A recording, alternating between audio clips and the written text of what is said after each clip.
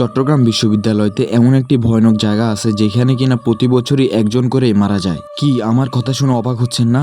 আমি বলতেছি সেই ভয়ানক ঝর্ণার কথা, যে ঝর্ণায় নামলে আর সহজে উঠা যায় না। আমরা যাচ্ছি আজকে সেই ভয়ানক ঝর্ণার দিকে। এবছর এখন পর্যন্ত কাউকে সেই ঝর্ণা টেনে নেয়নি, তো আমরা যাচ্ছি আজকে ঝর্ণার দিকে। 2024 সালে কিছু ছেলে আসছিল চট্টগ্রাম বিশ্ববিদ্যালয় ঝর্ণাটি ঘুরে দেখতে গিয়ে তারা একটি সময় এখানে নেমে যায়। তারা ছিল 5-6 জন। তাদের ভিতর থেকে হঠাৎ একজন ডুবে যায় আর তার খোঁজ পাওয়া যায়নি। তারপর অনেক খোঁজাখুঁজির পর জানা গেল সে আর পৃথিবীতে নেই, সে মারা গিয়েছে। তো আজকে আমরা দেখতে আসলাম সেই ঝর্ণাটি। ঝর্ণার পাশে ছিল পাহাড়, গাছপালা, অনেক কিছু। এই হচ্ছে সেই ঝর্ণা দেখতে খুব সুন্দর লাগলেও এটির ইতিহাস কিন্তু অনেক ভয়ানক। আমরা গিয়ে দেখতে পেয়েছি এখানে অনেক কিছু লোক দাঁড়িয়েছিল। 2025 সালে এখন পর্যন্ত কাউকে কিন্তু এই ঝর্ণা টেনে নিয়ে যায়নি। আমি আপনাদেরকে অনুরোধ করব, আপনারা কেউ ঝর্ণার আশেপাশে যাবেন না। আশেপাশে গেলেও এটার মধ্যে নামার ভুল কখনোই করবেন না। এই ঝর্ণাটি দেখতে এত সুন্দর হলেও এটি কিন্তু অনেক ভয়ানক একটি জায়গা। আপনারা ঝর্ণাতে আসলে ঝর্ণাটি উপর থেকে দেখবেন, নিচে নামার ভুল কখনোই করবেন না। বিশ্ববিদ্যালয় কর্তৃপক্ষ এখানে লাগিয়ে দিয়েছে ঝুঁকিপূর্ণ ঝর্ণা। তাহলে আপনারা বুঝতে পারছেন এই ঝর্ণা কত ভয়ানক। কেউই জানে না